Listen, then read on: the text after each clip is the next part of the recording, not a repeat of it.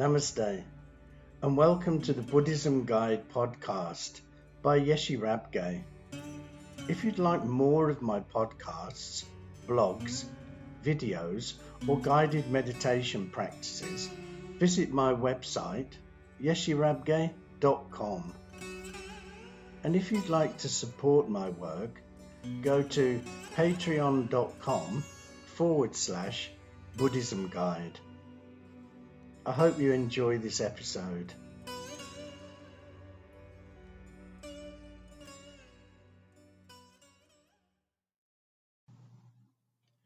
This episode is called the Mangala Sutra, Part 3. In this third part of the Mangala Sutra, we'll look at social principles.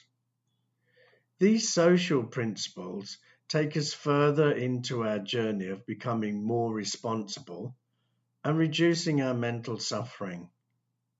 By implementing these principles, we will also be reducing the suffering of those around us. This isn't a selfish journey. It's one that helps us gain compassion for others. But gaining compassion isn't enough.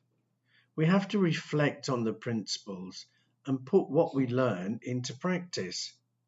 So these following principles cover kindness, empathy, and responsibility. Be generous. This played a big part in Buddha's teachings, and he mentioned it on numerous occasions. One such time, he talked about the fruits of giving. If beings knew, as I know, the fruit of sharing gifts, they would not enjoy their use without sharing them, nor would the taint of stinginess obsess the heart and stay there. Even if it were their last bite, their last morsel of food, they would not enjoy its use without sharing it if there were anyone to receive it. So what are the fruits of being generous? For the giver, they help foster a clear conscience, help you build a good future, and make you compassionate and a respected person within society. It also gives you a great feeling of warmth, pleasure, and satisfaction. Many people think we shouldn't receive anything in return for giving, but I believe this is not being totally honest. If you give a gift to a child, and the child smiles warmly at you, you're going to feel happy inside. If you take a sick person to hospital, he or she is going to be grateful, and you'll feel that you've done a good deed. So it's true that we receive something from giving, and there's no shaming that. However, we shouldn't give just to receive these things.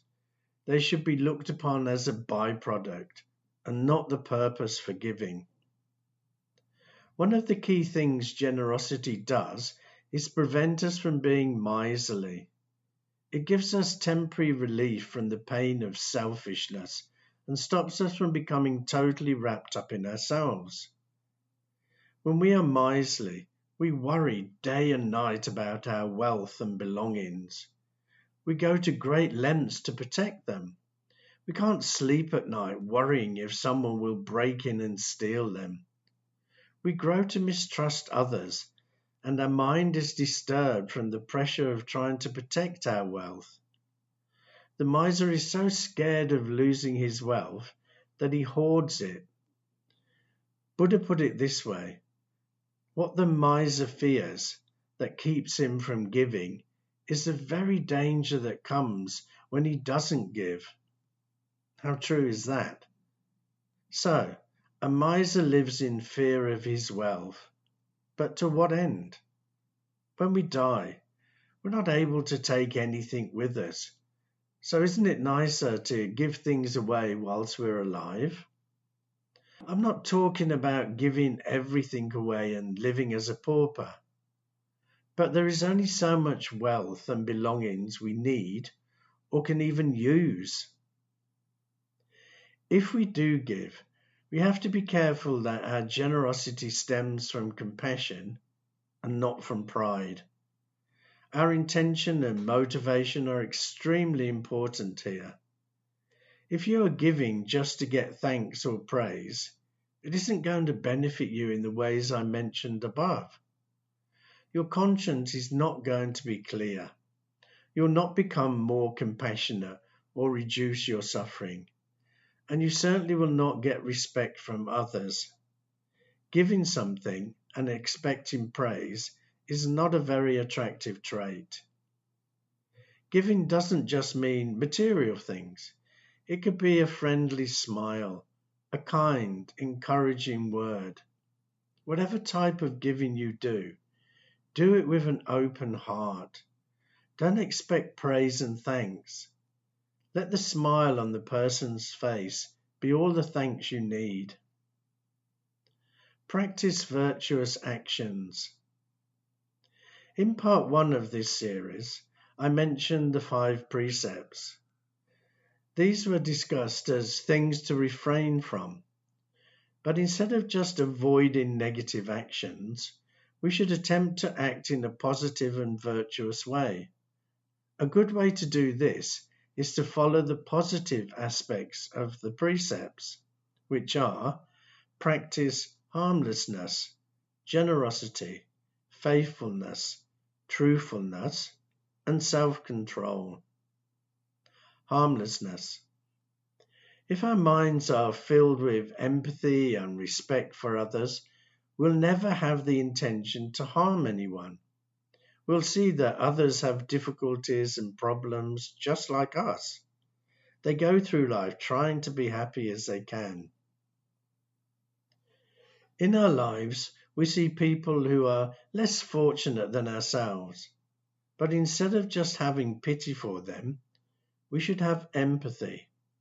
This is when we put ourselves in their shoes, see the world through their eyes, and not try to fit their experience into our worldview. Empathy can be a real eye-opener, and from it we can build compassion. Not a compassion built on sorrow or guilt, but real heartfelt compassion. Once we have this type of compassion, it'll become more difficult for us to have harmful thoughts. We're all different, and so people will always do and say things we may not agree with. But instead of being angry, we should respect their viewpoint and mentally thank them for showing us an alternative way of being. We may, in the end, not change our viewpoint, but at least we've shown the other person respect by listening to them. Generosity was covered in the previous principle, so let's move on to faithfulness. If we have a partner, we should be faithful to him or her. It is our responsibility to be kind and caring towards our partner, and vice versa. If we love and cherish someone, we'll not want to cause that person any pain and suffering. If we have strong negative feelings towards a partner, I suggest it's time to move on, or at the very least, try to talk it through. I'm not saying we should give up at the first hurdle, but if something is over, it's over. And the kindest thing to do is to be honest. I think a huge part of faithfulness is honesty. Things may not always be sweetness and light between you and your partner, but if you're honest, things may work themselves out. It seems to be a strong human trait to want what we don't have. We seem never to be satisfied. The grass is always greener on the other side until you reach the other side, and then you find some other patch of grass to desire. If we're talking about phones here, then no harm is done. But we're talking about other humans who have feelings. If we think how cruel unfaithfulness is, we will never consider doing it. Faithfulness is concerned not only with partners, it also covers work colleagues, parents, family, friends, and anyone else you come into contact with. Being faithful means to be trustworthy, loyal, and steadfast. Is that you? Truthfulness. The saying goes, honesty is the best policy. And it clearly is. We hate to be lied to, and so does everyone else. When we're truthful, we gain respect, friends, and trust. I believe we all long for these things. We also gain a mind that is calm, without guilt and remorse. Sometimes the truth is painful, but being lied to is even more painful. Self-control. Once we drink too much, take illegal drugs, are overcome by sexual urges, or angry, our self-control goes out of the window, and with it, the previous 4 precepts. Self-control is nothing more than mindfulness. If we're mindful of our thoughts, our speech, and our bodily actions, we will stay in control. However, once we have lost control of our mind, our speech and actions follow suit. Self-control helps us be sure that our behavior and impulses are kept in check. This is an alternative way of looking at the precepts. If we keep harmlessness, generosity, faithfulness, truthfulness, and self-control in the forefront of our minds, we'll be practicing virtuous actions. Help your friends and relatives. In previous principles, we spoke about helping parents and guardians, spouses and children. However, we shouldn't stop there. We should also help our friends and extended family. As we help one another, we create goodwill, and this will help us along the path. As with our parents, we can help people materially, financially, physically, or emotionally. And sometimes emotional help is the most important. There are times in our lives when we feel like we've hit rock bottom. It's at these times we need a shoulder to cry on or a helping hand. Remember what I said previously about cause and effect. If we help people when they need assistance, they're more likely to help us when we're in trouble. So, it's of great benefit to all of us to help each other. We all grow stronger with mutual help and support. It's important to help our friends, but it's equally important to choose good friends. Here is a quote attributed to Buddha that sums up the importance of choosing one's friends carefully. An insincere and evil friend is more to be feared than a wild beast. A wild beast may wound your body, but an evil friend will wound your mind. So be sure you're surrounding yourself with good friends. And once you've done that, strive to be a good friend yourself. Let me finish by mentioning what it says about a true friend in the Metta Sutra. He gives what is beautiful, hard to give, does what is hard to do, endures painful, ill-spoken words. His secrets he tells you, your secrets he keeps. When misfortunes strike, he doesn't abandon you. When you're down and out, doesn't look down on you. A person in whose these traits are found is a friend to be cultivated by anyone wanting a friend. We should not only try to look for friends like this, but also try to become that type of friends ourselves. Be blameless in your conduct. A blameless life is one whereby we don't harm others with our body, speech, or mind. In fact, we go out of our way to help others, and that includes animals and the environment.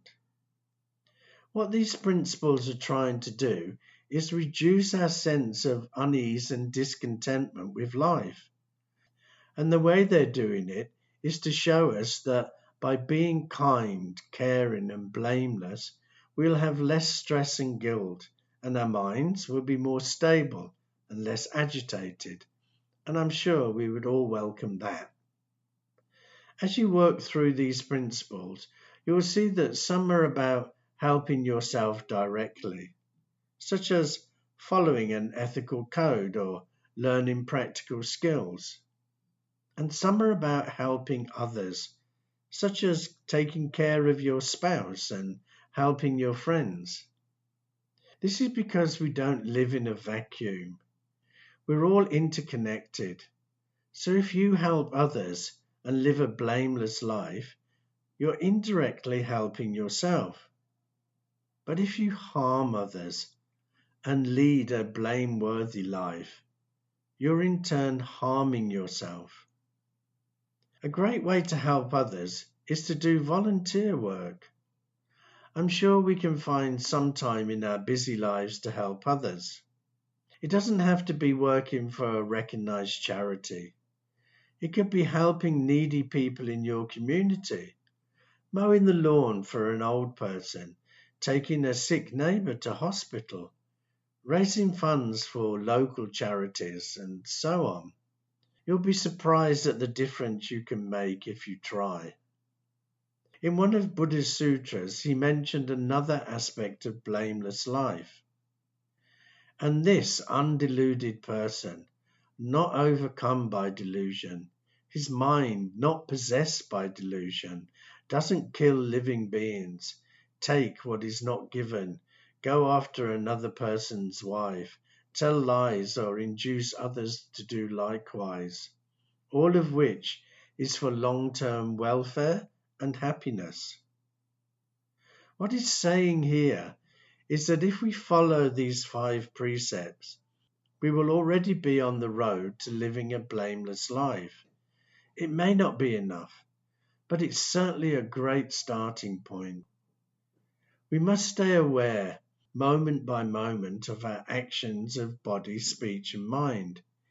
If we do not have thoughts of bitterness, do not tell lies or use words that will harm others, and do not kill, steal, or otherwise hurt people and animals, then we are truly blameless. It's also important not to encourage others to act against the 5 precepts. If we can teach and encourage others to follow a blameless path, we'll be doing a great service to humankind, and our lives will become blameless and beyond reproach. This blog is based on my book, Life's Meandering Path, available from Amazon and Kindle.